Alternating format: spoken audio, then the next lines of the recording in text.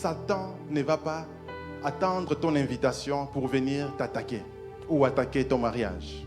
Vous savez, on a l'habitude de nous dire ici que si tu te maries bien, tu vas être l'adorateur, l'adoratrice, parce que tout ira bien. Et si tu te maries mal, tu fais un mauvais choix, tu vas devenir un intercesseur parce que tu auras des combats. C'est un mensonge. D'ailleurs, si tu te maries bien, c'est là que tu as encore plus de combats. Parce que le diable est contre ton mariage. Le diable déteste les mariages parce qu'au travers du mariage, que Dieu accomplit son plan sur la terre. Et quand quelqu'un se marie bien, il est jaloux, il est mécontent, il veut détruire cela. Il veut détruire l'harmonie, il veut détruire les plans de Dieu, il veut détruire la vie. Il veut s'infiltrer pour détruire. On ne verra pas Satan venir avec ses cornes et une queue, comme certains le pensent, mais il va s'infiltrer. Il va utiliser les gens. Ça peut être des êtres humains. Il peut venir la nuit, sous forme d'esprit. Il peut créer des maladies, il peut créer des accidents, il peut créer des incompréhensions, il peut causer des problèmes dans les relations. Il fait tout un tas de choses pour nuire. Et bien aimé, il n'attend pas qu'on l'invite. Il n'attend pas qu'on ouvre la porte, mais il se pointe, il s'infiltre. Et qu'est-ce qu'il fait? Il prend la forme du serpent. Le serpent, c'était le plus rusé des animaux. On ne sait pas comment il était avant, mais tout ce qu'on sait, c'est qu'à cause de ce que le serpent avait fait, parce que en réalité, c'est le diable qui s'est incarné au serpent. Mais Dieu a puni quand même les serpents, l'animal. Même si c'est le diable qui avait incarné les serpents. C'est pourquoi, frères et sœurs, on doit faire attention. Et le Seigneur Jésus-Christ disait que le scandale est inévitable. Mais malheur à la personne par qui les scandales passent. On sait de toutes les façons qu'il y aura des problèmes. On sait de toutes les façons que le diable va attaquer. Mais s'il passe par toi, malheur. C'est pour ça qu'on doit veiller sur nous-mêmes. On doit faire attention. Jésus disait que l'esprit est disposé, mais la chair est faible. C'est pourquoi on doit prier. C'est pour ça qu'on jeûne. C'est pour ça qu'on prie.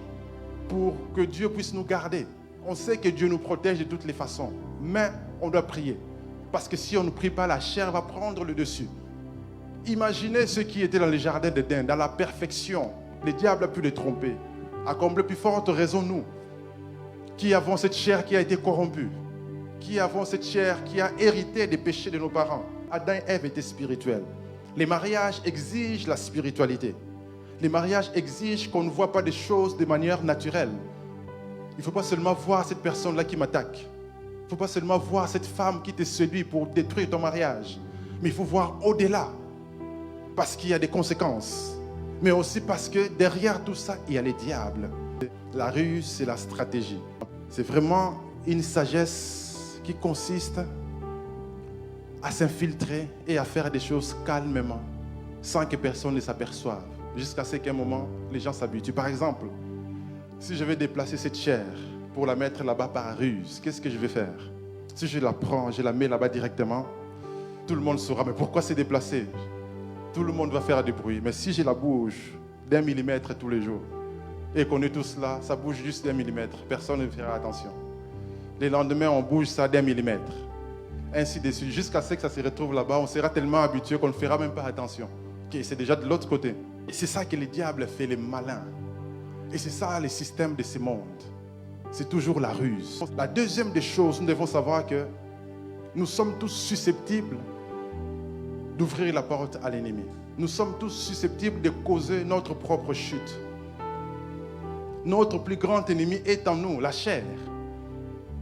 La chair qui est en nous là peut nous pousser à commettre l'irréparable, peut nous pousser à nous détourner de la volonté de Dieu. C'est pour ça que la Bible dit marchez par l'esprit, afin de ne pas accomplir les œuvres de la chair. Donc nous sommes tous susceptibles de faire du mal. Si Ève, qui était parfaite, a pu causer la chute, et à combien plus forte raison nous, qui avons une chair où résident les péchés, une chair qui a été soumise au péché. C'est pourquoi on doit marcher par l'esprit. Lorsqu'on marche par l'esprit, on ne va pas accomplir les œuvres de la chair. Marcher par l'esprit, c'est marcher selon la parole de Dieu. Marcher en nouveauté de vie. Marcher selon la lumière de la parole de Dieu. Marcher selon Dieu, selon les principes de Dieu. Pas selon nos émotions. Lorsqu'on marche selon nos émotions, on marche selon la chair. Parce qu'on peut nous faire du mal. On n'est pas obligé de riposter. Mais par la chair, souvent, qu'est-ce qu'on fait? On a envie de riposter. Parce qu'on a touché à notre ego. Parce que dans nos émotions, dans notre sentiment, on est blessé et on veut faire du mal. Et la parole de Dieu nous montre qu'on doit marcher par l'esprit. Sinon, on risque nous aussi de causer la chute. On risque d'être susceptible d'ouvrir la porte à l'ennemi. On risque de causer la chute.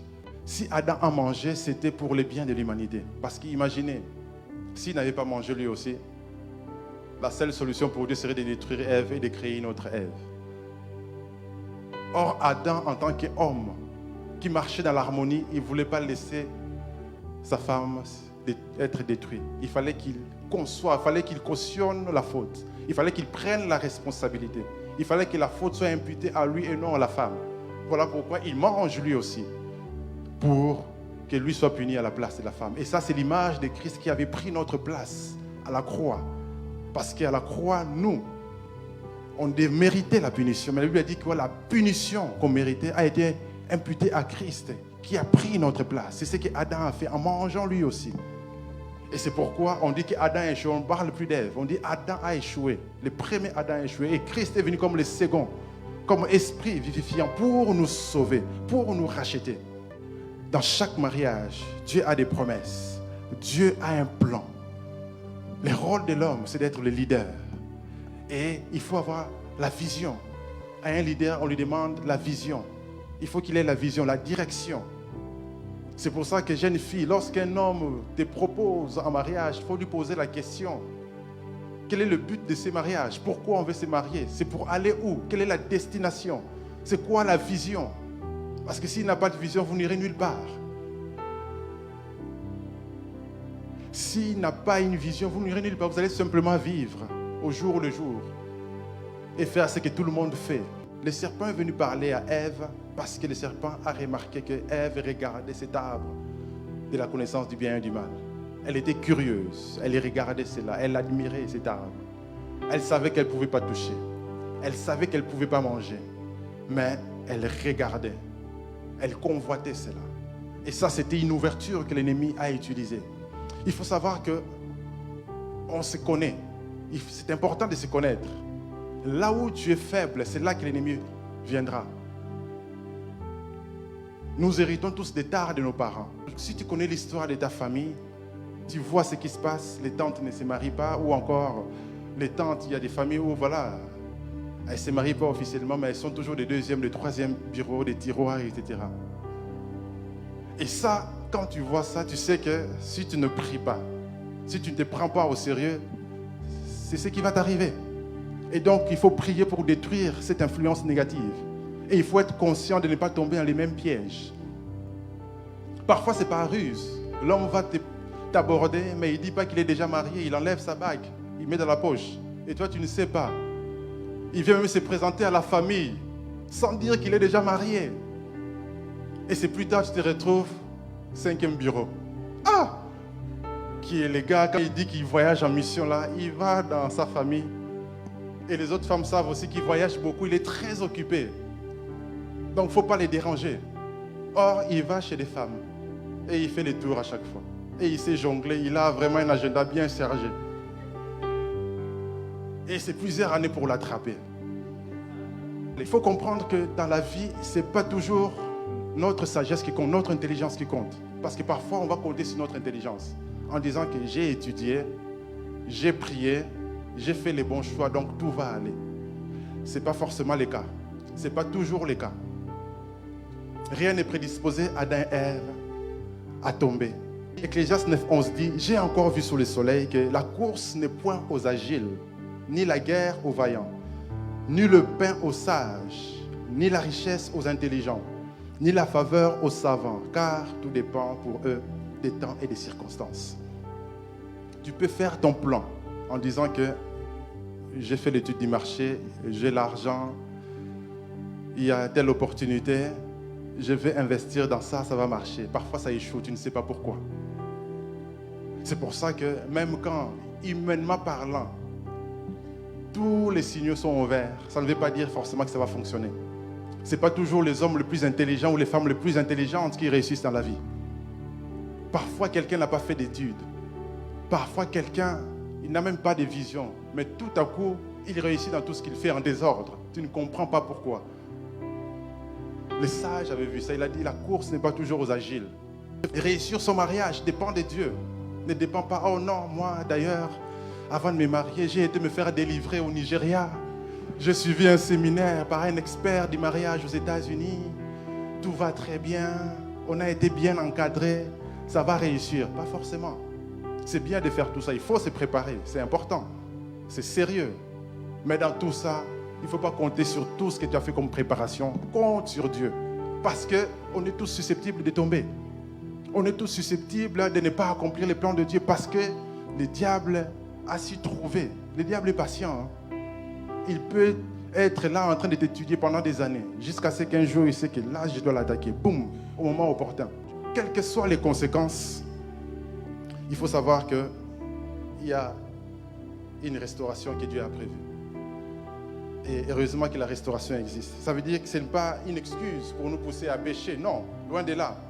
Mais c'est pour montrer que même si aujourd'hui tu regrettes tes fautes et que tu te dis j'aurais pu recommencer, il ne faut pas vivre dans la culpabilité en vivant avec cette culpabilité, avec ces regrets. Il faut dire que Dieu a un plan pour moi. La restauration est possible. Même si tu as loupé l'opportunité de ta vie, Dieu a prévu encore d'autres opportunités. Dieu a prévu encore d'autres opportunités. C'est pour ça que vous verrez que Dieu a appelé Abraham à 75 ans. Est-ce que Dieu ne l'a pas appelé dès les berceaux? Certainement. Si vous lisez des livres que les Juifs lisent, par exemple le livre des Justes, on vous raconte que avant même qu'Abraham ne naisse, Dieu avait déjà parlé en disant que cet enfant-là, il va être spécial. Abraham était spécial, même si on ne sait pas qu'est-ce qu'il a connu, mais Dieu l'avait choisi. Et à 75 ans, donc même s'il avait loupé des occasions, mais à 75 ans, il a compris que Dieu l'avait appelé. Il a répondu à l'appel. Ça veut dire qu'il n'y a pas d'âge. Il ne faut pas dire que je suis devenu vieux. Non. Je pense qu'ici, il n'y a personne qui a 75 ans. Donc on peut répondre à l'appel de Dieu et entrer dans sa destinée. C'est pour ça que Dieu, il a cousu des vêtements de peau d'animaux pour couvrir la nudité de l'homme. Parce que les feuilles de fugue étaient temporaires.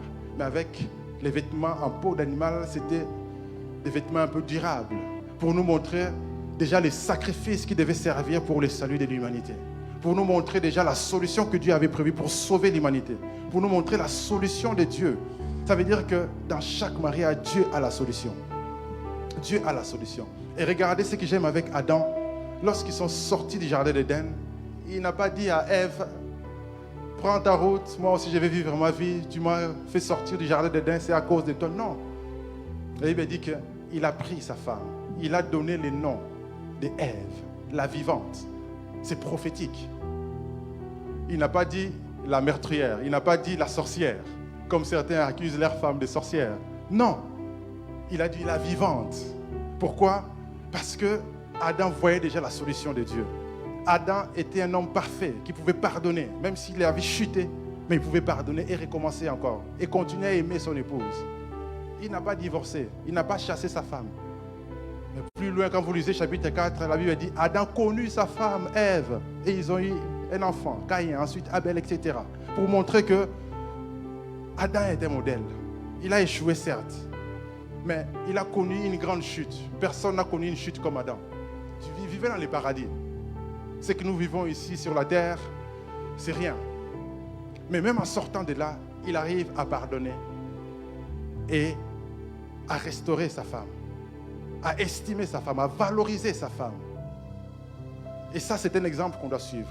Et c'est ça l'image de Christ avec l'Église. Parce que Jésus, qu'est-ce qu'il disait? C'est que Paul nous enseigne que l'homme, qu'est-ce qu'il fait? Il va sanctifier sa femme, il va l'aimer, sanctifier-la par des paroles, la purifier pour qu'elle soit semblable à l'Église qui est pure, qui est sainte, irréprochable devant Dieu. Et c'est ça le travail de l'homme. C'est le travail, je pense, le plus dur. Donc, pour vivre cette restauration, il faut l'amour. Sans cet amour-là, ce n'est pas possible. Si on est dans la rancœur, on veut rendre le mal pour le mal, il n'y aura pas de restauration possible. Et c'est l'amour, le pardon. Lorsqu'on pardonne, lorsqu'on aime réellement, la restauration est possible. Peu importe le mal. Peu importe ce qu'on peut vivre de douloureux, de ce que l'autre peut commettre. Le pardon est encore possible parce qu'avec l'amour, Dieu nous a pardonné en premier. Moi, à chaque fois que je pense au pardon de Dieu, je suis obligé de pardonner. Parce que je me dis, si je ne pardonne pas, ça veut dire que c'est comme si je méprisais ce que Dieu fait pour moi. Dieu me pardonne, je dois pardonner aussi. Je suis conscient du pardon de Dieu, ça me pousse moi aussi à pardonner. Parce que sans le pardon, il n'y a pas de restauration possible.